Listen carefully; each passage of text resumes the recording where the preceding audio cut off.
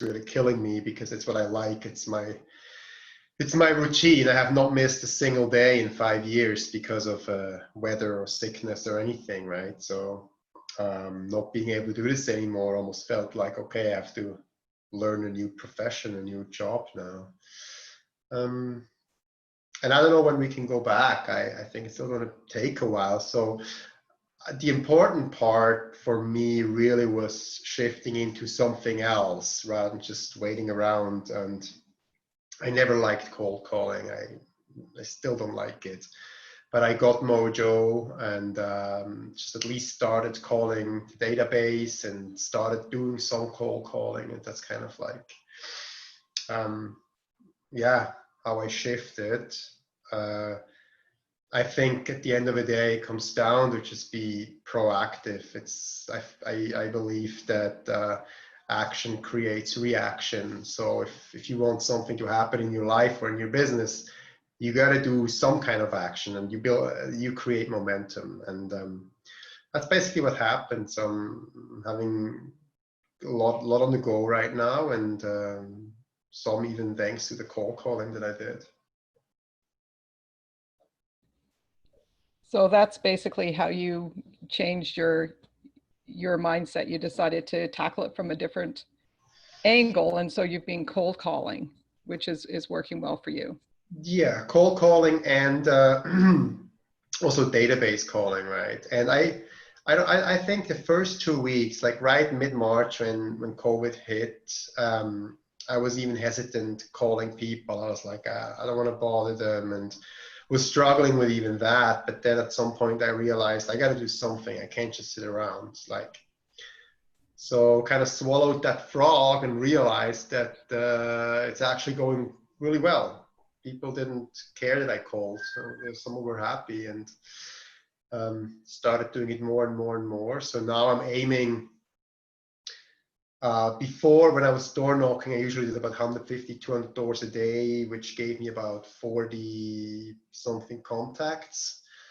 Now I'm just kind of keeping it pretty basic with the calling, and I'm just trying to get at least 20 contacts a day, and yeah, until I can go back again at the doors. So how many calls are you making approximately a day? I would say maybe 60 to 80. Yeah. It was really easy getting a lot of people on the phones a few weeks back. There was about 30-40% of people picking up the phone. So because everybody was stuck at home, but now it's a bit different. I feel it's about 20-25% contact range now. So I got to make about 80 calls if I want to speak to 20 people. And I guess you're calling within your particular farm area. Is that correct? Like you're calling within Aurora specifically, Yes. or are you calling different areas too? No, I just call Aurora. And I got a pretty large database. So just making 50 calls to that database a day is already keeping me quite busy. But I want to start calling, do actual cold calls more often, especially, yeah, depending how long it takes until I can go back out again. And that's just what I have to do. And is some of your business coming from referrals for what you did through door knocking? Or is it all right now the cold calls that you're doing? Very little. I don't know. Maybe I do probably maybe I do something wrong, but no, I don't get many referrals at all. People always seem to be happy, and then I don't hear from them anymore. No, that's not true. I got actually a few this year, but yeah, it all stems from the door knocking, right? So you meet someone at the door, they decide to sell and sometimes buy with you at the same time, and then their parents might sell. So there's definitely some referral, but it's not really something I'm focusing big on. Yeah, I guess the challenge is when you're in a particular farm area and you want to stay within that area and people are buying or moving out of Aurora, right? So then that becomes a challenge in terms of like, are you going Yes. to continue to service them if they're living in like Huntsville, right? Yeah, that's right. Yeah. And now we have Dan joining us on the line too. Hi, Dan. Hey, everybody. Thanks for reminding me today's the 17th. I don't know how it happens, but it happens. That's okay. Yeah. Time flies when you're having fun, right? That too, yeah. Yeah. So you were a big door knocker in Barrie, and what? Yeah, not quite as big as Vincent, but I attended Bold in January and created a mindset that I was going to go out there and do it.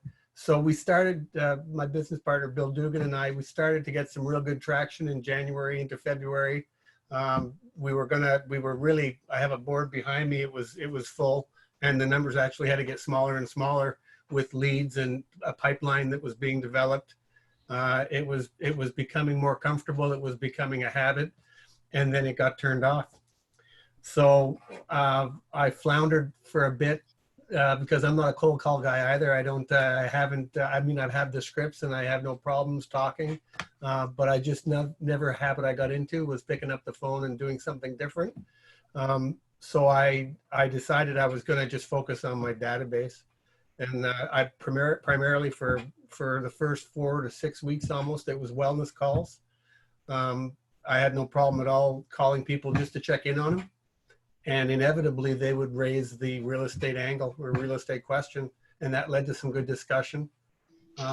Things were fairly quiet at that point, but they've been picking up, and people are still, I find still, even if you're checking in on a wellness call, they're still going to bring up real estate. Some of them right away, and some of them after you've gone all the way around the, all the how the relatives are doing and how they've been coping in the new normal. Eventually they'll bring it up, and when they bring it up, that's the segue, that's the introduction to focus on business. Something else recently that I've been doing is we've been kind of noticing a lot of people home now, a lot of people on phones that want to talk, but there's also a lot of people outside doing yard work. So we're out kind of walking. My wife and I got a rescue dog, and I've picked up several past clients and past relatives of past clients that have actually we've seen out in the yard and picked up a conversation that way. So we decided to do that by design instead of by accident. And now I walk different routes within the neighborhood, specifically looking for past clients and past business, just to get out there. And you gotta circulate to percolate. So that's an old Zig Ziglar line. But I mean, when you're out there, it's as Vincent indicated, it's contagious, and you'll start to, what you focus on expands. So you'll start to get busier just by getting busier. And I've noticed that in the last 2 weeks specifically, it's really been, the activity level has gone up. And so you recommend that everybody get a dog? Absolutely. Absolutely. A dog or a hobby or, a mistress, maybe. I guess I shouldn't say that. So let's just not. But I mean, some way of getting you out there and talking to people. Yeah, for sure. Even just walking around the neighborhood. I've been in several conversations with people. You could still do that, right? Outside, yeah. 2 meters apart, for sure. Something as easy as going to check your mail at the community mailbox. Take a different route there instead of the shortest route. Just loop around the other way.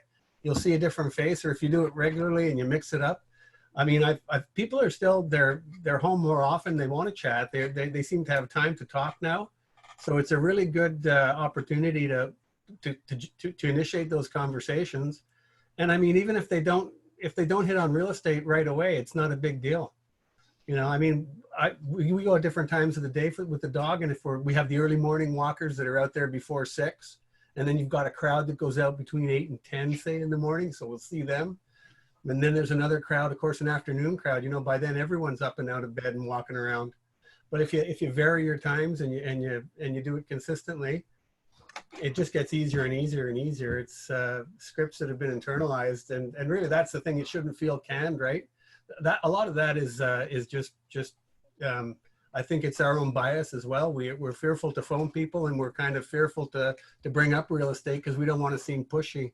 We're the perfect Canadian that's not pushy. That's kind of, excuse me for interrupting you, but if you do, nudge them in that direction, they're more than willing to, you know, everyone's curious about the market, right?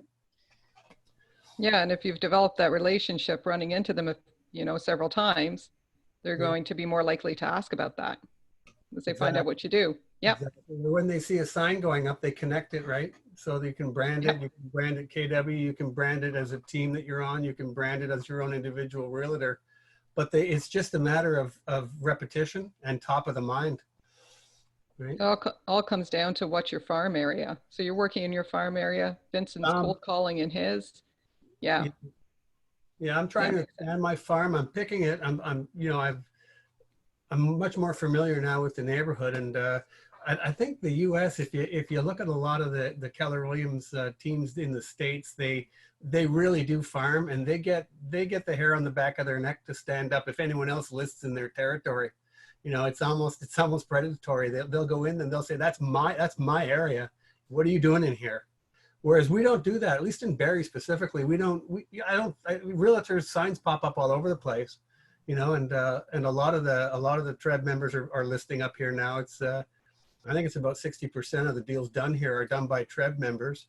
Now some of that might be overlap, and it might be Barrie locals that are TREB members, but the numbers are really startling when you start to analyze them about, you know, how much market share we're shedding.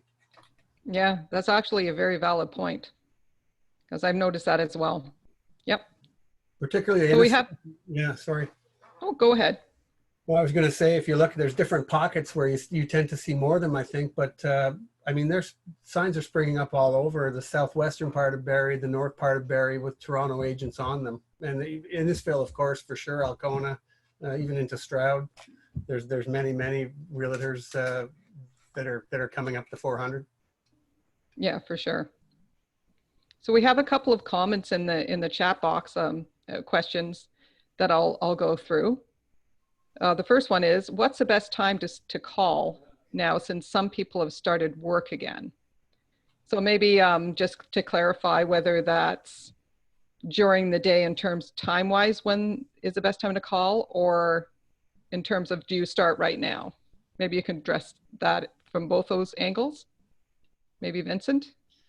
I always did my prospecting in the morning, so I never really overthought that. Same with door knocking, I never really thought what's the best time. I like to stick to a schedule, and so I can't really compare it. I've always door knocked 9 o'clock to 12, and when it comes to calling, it's pretty much the same. I would say probably calling might be better in the evening. But I don't know, I have a pretty strict schedule that I follow, and yeah, if it takes me an extra 20 minutes to reach my numbers in the morning compared to the later afternoon, then I don't care. Yeah, in terms of starting to call, like basically now, right? Like if somebody hasn't started calling. 6 weeks ago was yeah. the first. Yeah, now. But there's never a wrong time. There's always people that have to sell and have to buy. Yes, and that's reality. Some people want to talk, some people don't want to talk, and it's going to be the same in every situation. That no matter if there's a virus going around or not, it doesn't matter. All right, perfect. And then there was also a request. They would like you to walk through a door knocking dialogue. So let's say that we were able to go out and door knock. Yep. What would be? Well, for me, it was always a numbers game, and I kept it very, very short. So I'll tell you my script in a second. But what I mostly focused on was the other person's body language. So I kind of asked them one question that set a few triggers, and then based on the reaction, I decided if it's worth digging more or not. So I usually knock the door. When the door opens, I take 2 steps back and I hand them a business card. The business card has my face. No, it's like a door knocking card, not a business card.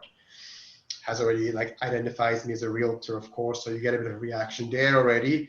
And then I just say, I'm Vincent, I just work here in the area with Keller Williams Realty. I'm wondering if you have any plans to move or sell your house in the next 3 to 6 months, or in spring or in fall, kind of depending where I'm at, right?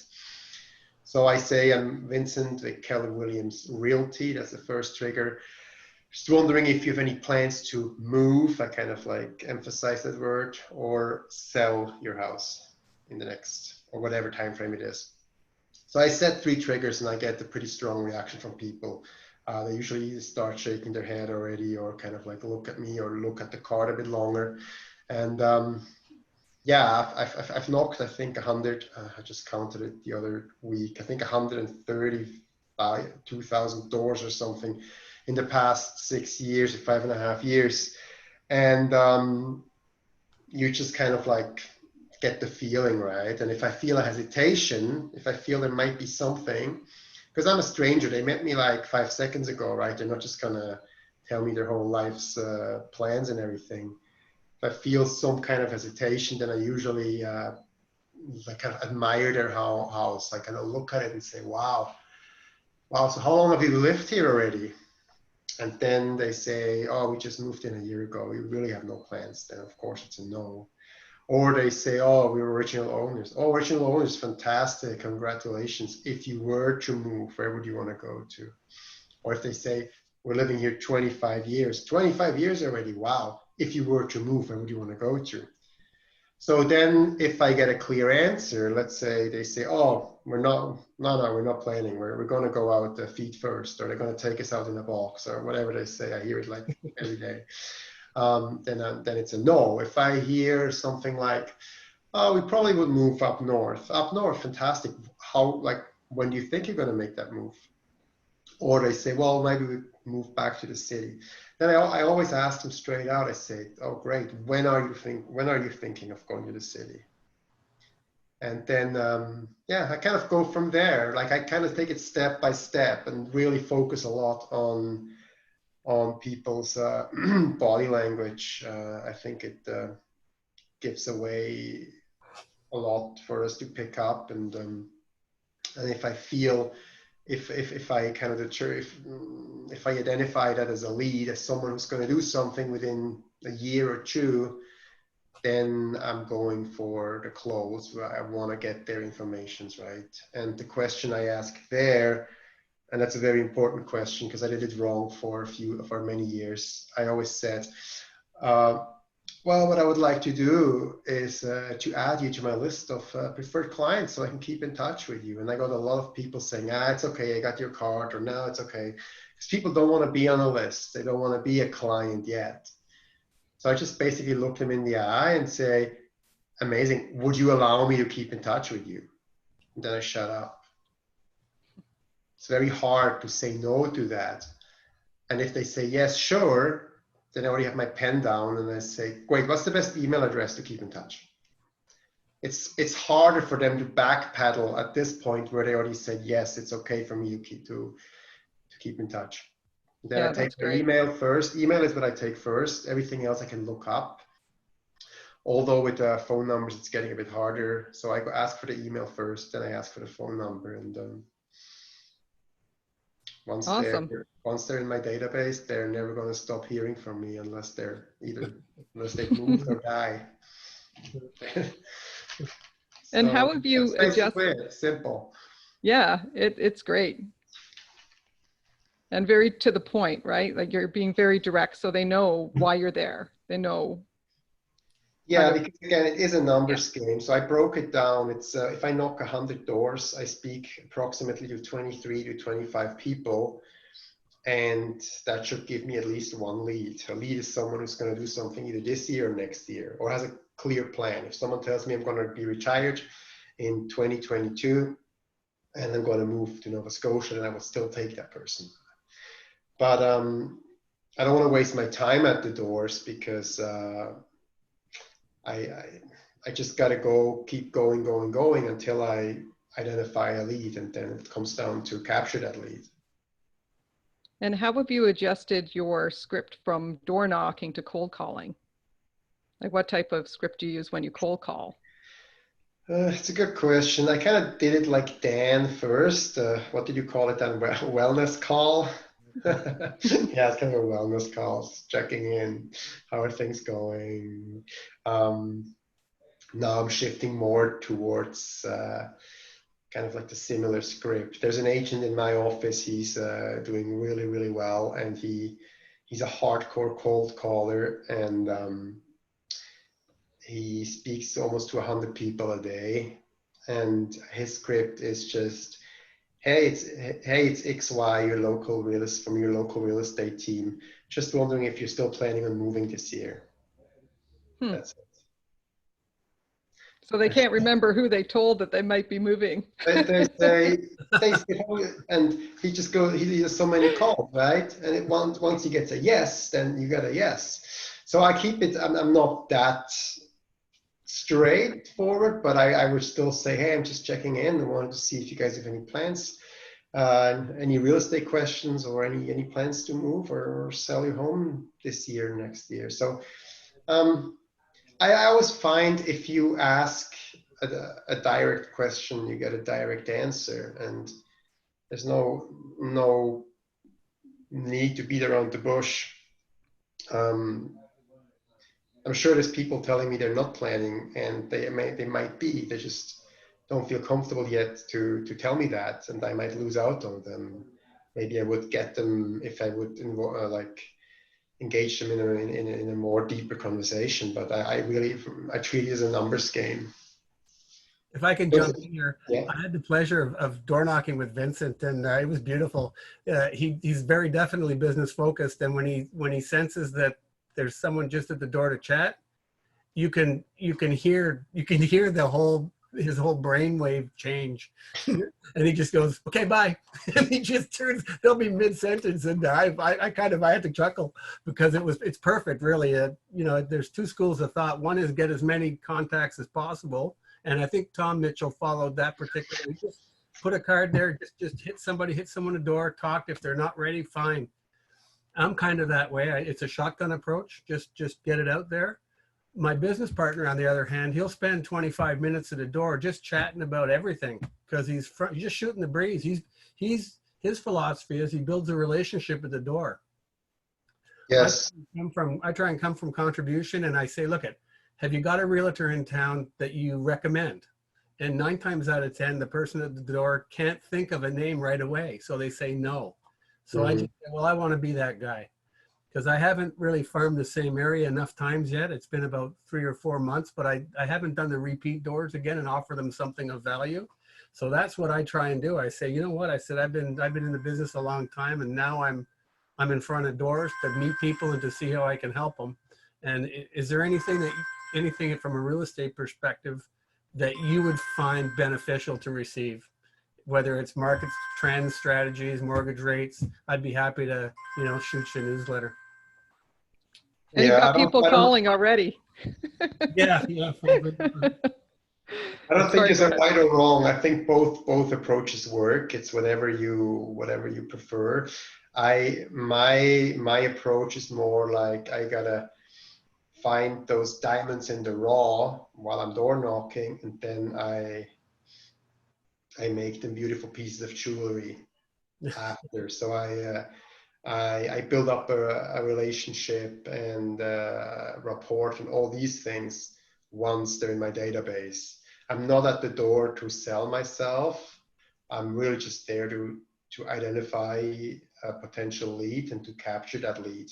I think that's a great point, Vincent. Everything else comes after. So the whole relationship building and nurturing that lead, that's super important, of course. I think if you flip, that's a great point. If you flip it around and when my door knocks, if I'm getting off the couch, it better be for a good reason. I'm really not very likely to select my next car or my next house from someone who's just knocking at the door for the first time.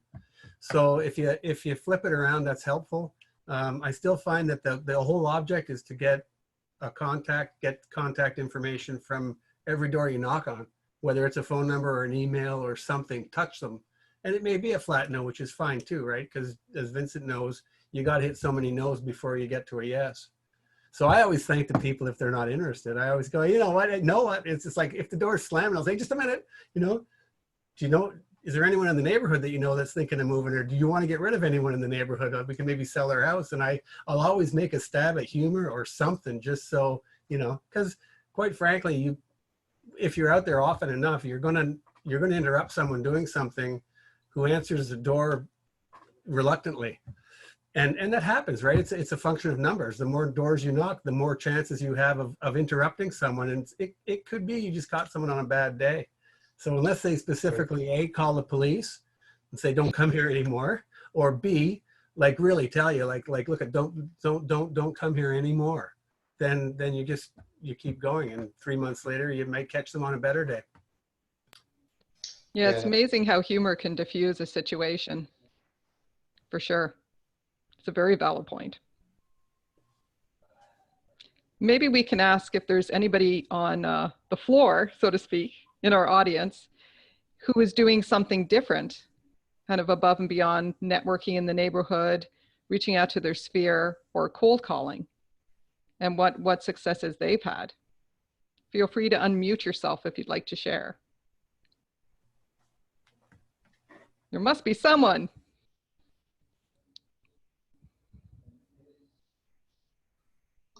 I'll go. Sure. Hi, Steve. Hi there. Yeah, so started using more video, which is the next best thing to face-to-face at the door. I used to do quite a bit of door knocking as well, not as much as Vincent, but I would say that sending video content out via social media and to our database, just keeping people up to date in our farm areas with stats, and you know, connecting with local businesses as well during COVID, and just doing like panel kind of segments via video for how businesses are pivoting in these current times as well. So we've been trying to add value that way.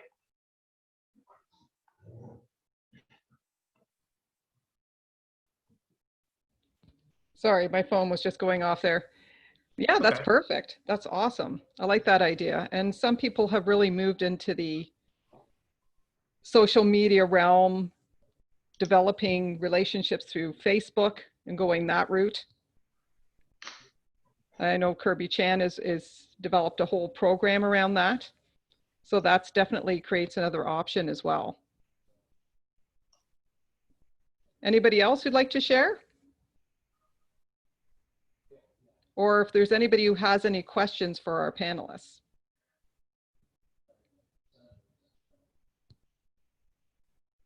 It's a quiet group.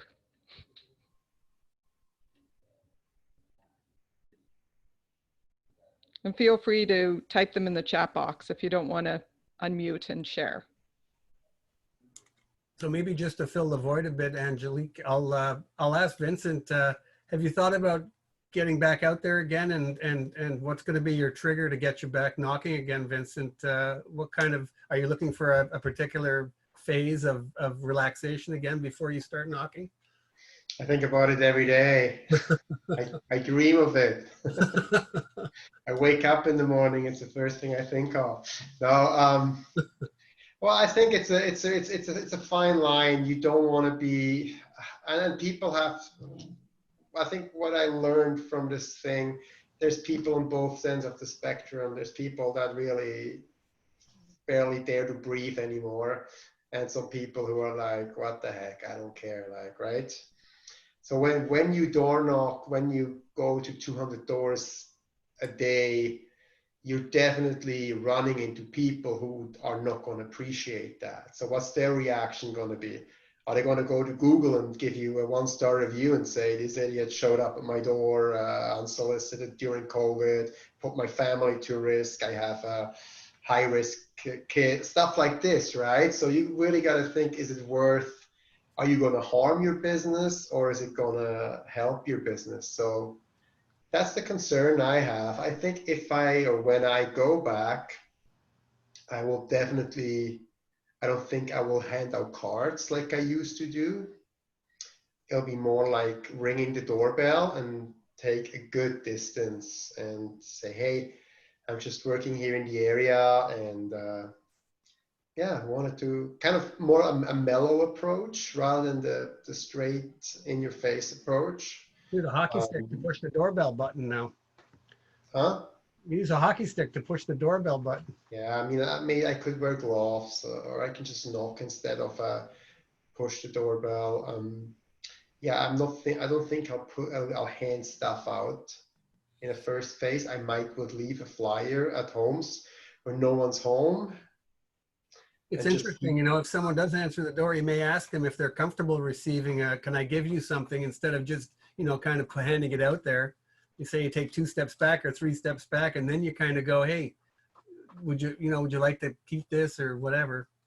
You let them make the decision, right? If they're comfortable or not. Yeah, although I gotta say, by handing out flyers, it definitely gives me some business or from the flyers that I leave at doors, but it's only about every 5,000 flyer, I'm getting a call from someone who might be interested in an evaluation. So it's a very low percentage. So I'm thinking, just to keep things a bit more comfortable, I would not leave flyers, or definitely not handing them out, and just yeah, keep the distance. And I don't know. I almost feel like I need some other people to do it first before I go.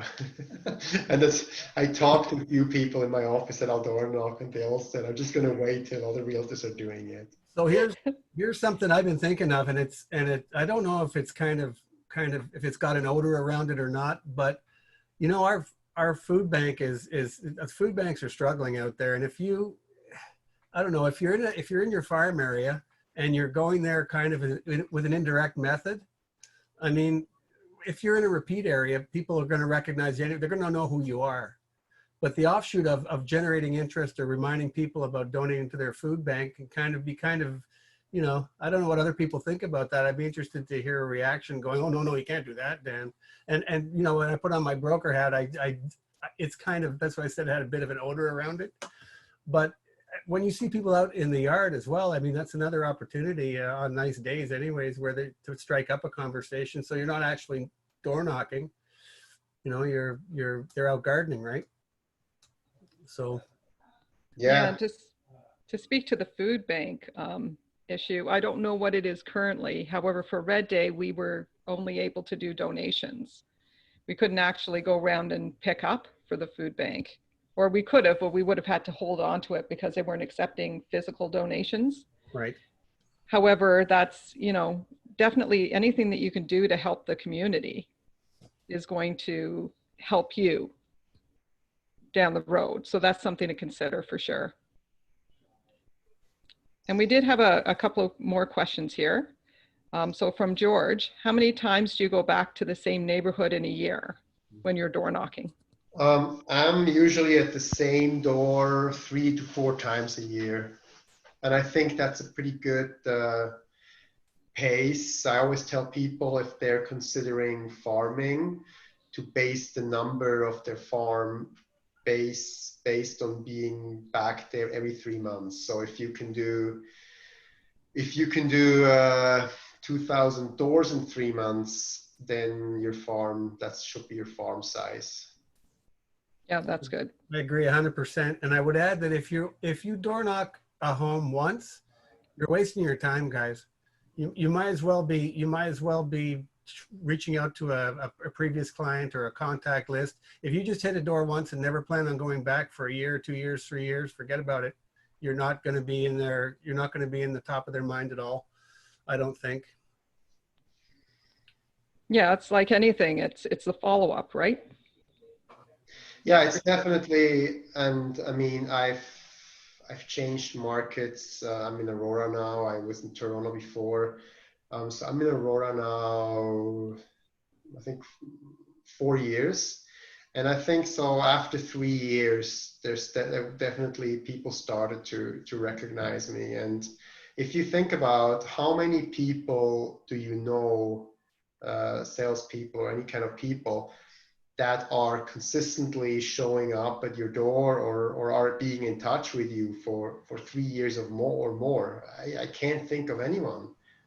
Other than I have this mortgage guy who always reaches out for the past 5 years, and guess what? He's on top of my mind because he does it. So if you go steady and again and again and again, then at some point you really you're really there. People recognize you. I have people, when I see them at the door, sometimes say, "Oh, you were just here like the other month," and I look at my map, and no, I wasn't there. I was there 6 months ago, maybe, right? But in their mind, I'm always out there.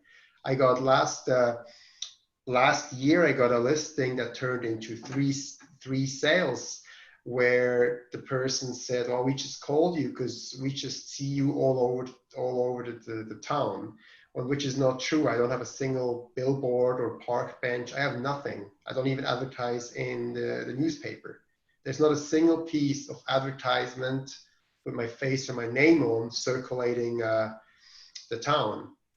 But because maybe they got my card in the door every 3 months again and again and again, and maybe I met them 2-3 times, they just felt like I'm out there Like they all knew the you. time, which I am, literally out there.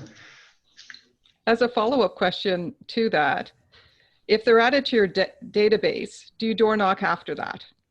Or do you just simply reach out via? Oh yeah. I don't really keep a list of me who is in my database and who's not. Again, I always say don't overcomplicate it. Sometimes I try to remember kind of where my leads at. Sometimes I print them out from my database when I'm at a specific area, just in case I'm at the door, because I'm not going to remember all my leads. But if they remember me, then I don't want to be awkward, right? Sometimes I pretend I remember them, and they're like, "Hey, yeah, how are you? Hey, how are you guys?" I see It's like an excellent opportunity to find out if what you're sending them is good too. You know what I mean? It's like if someone says, "Hey, yeah, you send me a newsletter every month," I'm going, "Awesome. What's that doing for you? Do you like that, or are you thinking about and you just segue it right into the conversation." right. So for sure, I've door knocked people who are on my list. Yeah, it's almost like you have to, because they're already in your database. They're in your database for a reason, because they probably told you at some point that they're considering a move. So this is a great opportunity to just reconnect over and over again, and so they can put a face to your name. And if you flip it around, they might be upset if they find out that you were knocking the area and didn't hit their door up. If you think about it, they're talking to their next door neighbor going, "Oh yeah, Vincent was by here today. What? He never came by my door." You might just get punted off of their list. well, that's why you leave a little card, right? So yeah, exactly. show you were there. Yeah, and there was another comment here about how about asking for email to send them something instead of handing it out. And I think that's basically what you're saying is the objective is really to get contact information. Right. 100%. Yeah, for sure. Yeah. And then they were also asking you specifically, Vincent, what's the best advice for an agent who hasn't cold called or door knocked yet?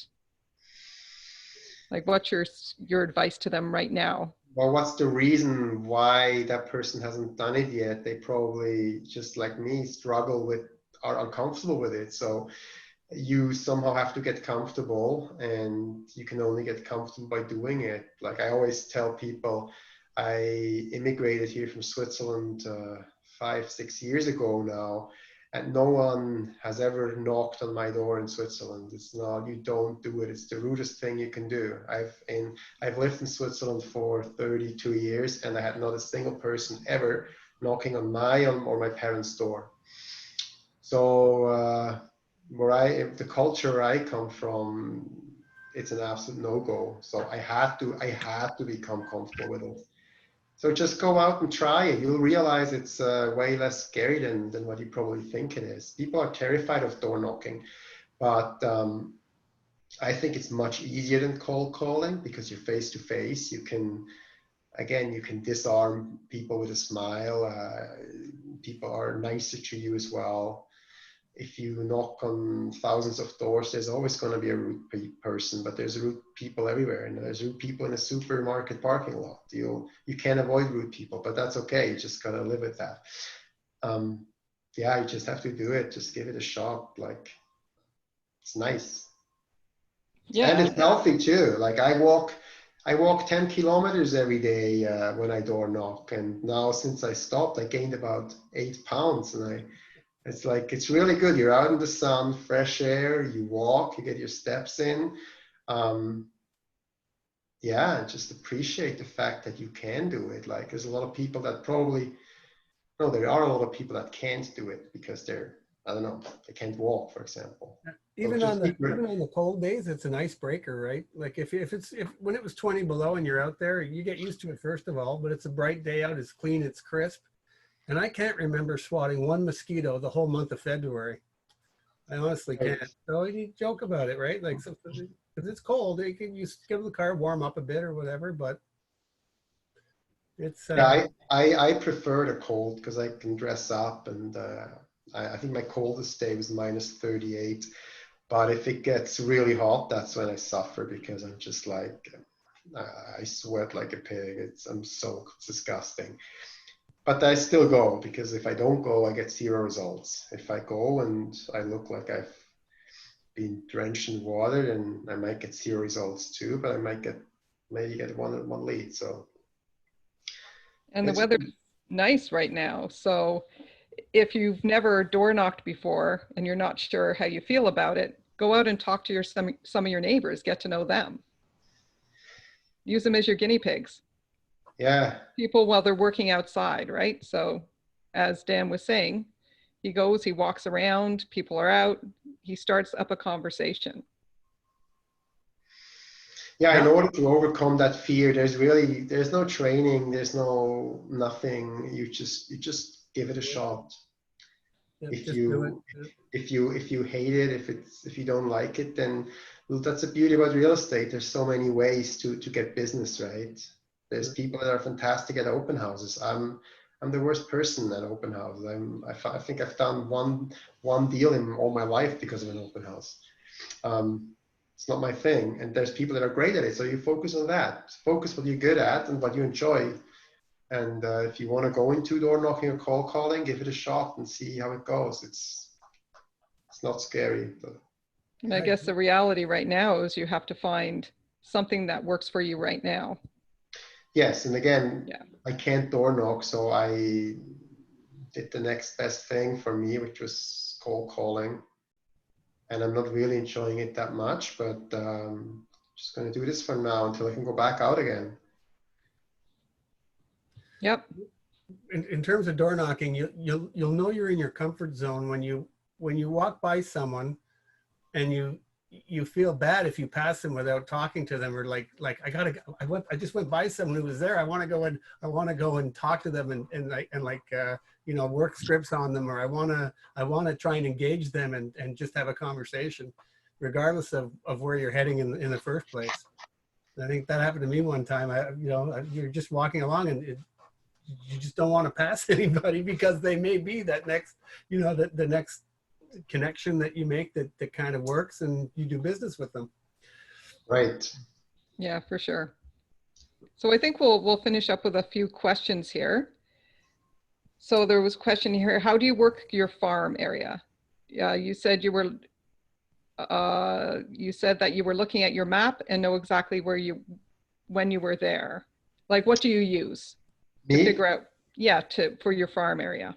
Oh, well, my farm is the entire town of Aurora. So that's 60,000 people, about 12,000 homes that I knock. So if I met back every house 3 times, it's about 35,000 doors. I just break it down in about 8 areas. And then I go 1, 2, 3, 4, 5, 6, 7, 8. And then I restart at 1, 2, 3, 4, 5, 6, 7, 8. And then 3rd time. And then that's pretty much 4th time. That's the year. Very, very simple. I wouldn't really say that I specifically farm. It just happens to be that the amount of doors that I knock is basically the entire town. So that's why I consider my town my farm. In a bigger city like Toronto or Barrie, of course, you gotta narrow it down a bit. And as I said, if you're planning to go out to the doors, base your farm on how many doors you can do in three months. And that's your size, because then you do it 4 times a year. Got it. That's perfect. And what are some good items of value for follow-up? Like when you follow up with them, are you giving them a market update? I just write, well, I used to write write them a handwritten note, which I think is something really good and everybody should do. I'm not doing it anymore because I just have the worst handwriting, so I'm sending them out just a letter, kind of like with my business card again, and thanking them for having taken the time to talk to me. I'd love for me to consider to be their trusted source of real estate, and so on. So I sent them a letter, and then I called them within a week, asking if they got the letter, and just thanked them again for having taken the time, if there's any changes. So within 7 to 10 days, they saw me at the door, they got a letter, and they got a phone call. And I think it's important to really kind of like mark your spot early on, because now they know you, and then from then on, I usually go calls every 1 to 3 months. Everybody's getting a newsletter in the email once a month. Twice a year, I'm sending out Blue Jays or Maple Leafs calendar. That was really great this year when I had about $1,000 worth of Blue Jays calendars printed, and the day they arrived, they canceled the season. So. Oh, wow. Yeah, unfortunately, that was kind of beyond your control. Yeah. Yeah, but yeah, what did you call it? Things of value? Yeah, Or items of value. Yeah, I think the biggest item of value is your knowledge. So just keep in touch and keep them posted. And when you realize stuff's happening on a street where you have a lead, to pick up the phone or shoot them an email and let them know what has sold, what's happening there, and just constantly just be there. Yeah, they're the trusted source for all their real estate needs. And especially if you've had a listing that's sold in a particular area, you should be connecting with the people in that area, giving them information like what it sold for, what their house is worth. Yes, that's all valuable information. Absolutely. Mm-hmm.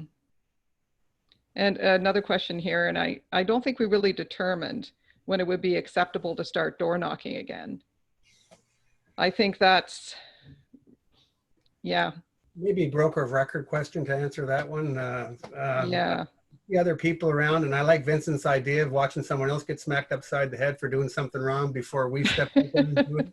You know, that's always worked for me in the past. It's, you know, it's kept me alive and kept all my teeth in my mouth. So it's such a gray area, because you're going to get those people that are reacting either way, either the complacent folks that don't much, you know, put much stock in the virus, or the people that have immune concerns, you know. So it's going to be interesting to see how it unfolds and how we start to reintroduce it, if we even can.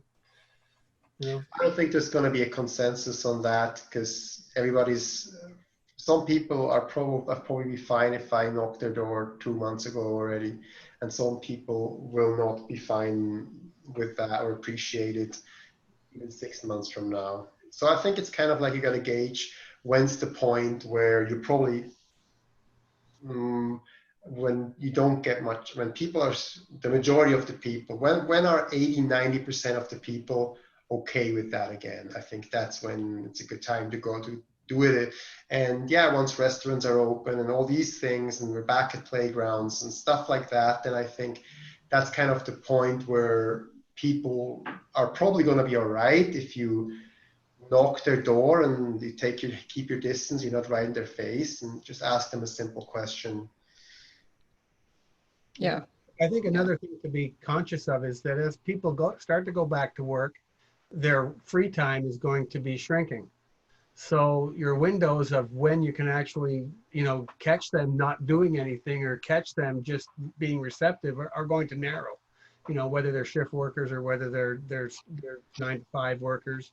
So you have to be kind of conscious of that as well, and hone your style and technique a bit to get to the point quicker, you know, rather than just that fluffy general "how are you doing" type approach. You want to be focused and get, are you selling? Do you know anyone that's thinking of selling? Do you have a go-to realtor that you use? If not, can I be that person? Or, you know, something specific. Yeah, for sure. So there's a final question here. Would you be willing to share the map template you use for tracking start and stop points during door knocking?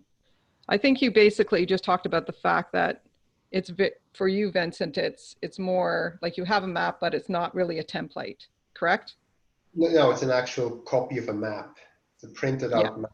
And Yeah, so anybody can go and get one of those, and then you just start the process, like divide it into sections and yeah, figure out how many you can do in a day, and then go from there. So when we're able to start again. yeah. The way I count my doors is I have these door knocking flyers. They look like a bookmark, so I put them in stacks of 50. I bring 4 stacks, and if someone's home, I'll give them a card, and if no one's home, I'll leave a card at the door.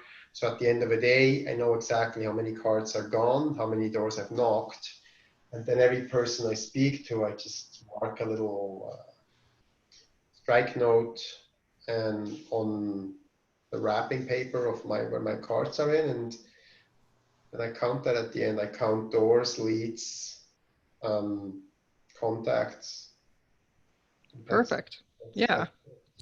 Yeah, that's a good way to keep track for sure. It's nice and easy. And for me, it's Google Maps, right? You just go to the overview. You can download streets. The houses come up, and I just store it in a file, so it's not really a template either. Okay. So we answered pretty much everybody's questions. That's awesome. And if there are any other further questions, is there a way that they can get in contact with either of you? Like, what's the best method if somebody wants to reach out? You can find me on Facebook, or probably the easiest way. Send you a Facebook message. Great. Yep. Same for me, Facebook or through the office, or if you have any questions. And good point, Mike. Yeah, you can definitely print off maps from Geo Warehouse. Thank you for sharing that. That's awesome. That's right. But again, I always say don't overthink it. Like, you basically just go out and you walk up a street and back again, and maybe you're at 40, 50 doors. You do another street, just as many as you want to do. And it helps having a map, because I highlight the streets I've done, so I'm not going back there next week again. But there's no rocket science. That's a great point too. I'm sure you didn't start at 200 doors a day, Vincent, or maybe you did if you hooked up with Tom. But if you can only do 50 doors, do 50 doors or whatever. 50. Start somewhere and build off of that. And when we do get door knocking again, when we're allowed to, don't aim for 250, because you're going to get tired of it. You're not going to make it, and you're going to stop doing it. So pick something you can do.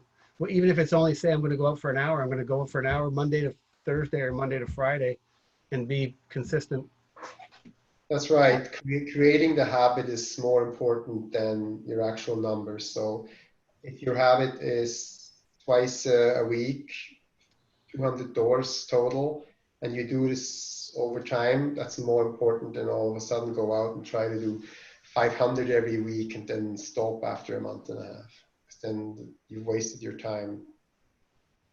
For sure. Well, that's great.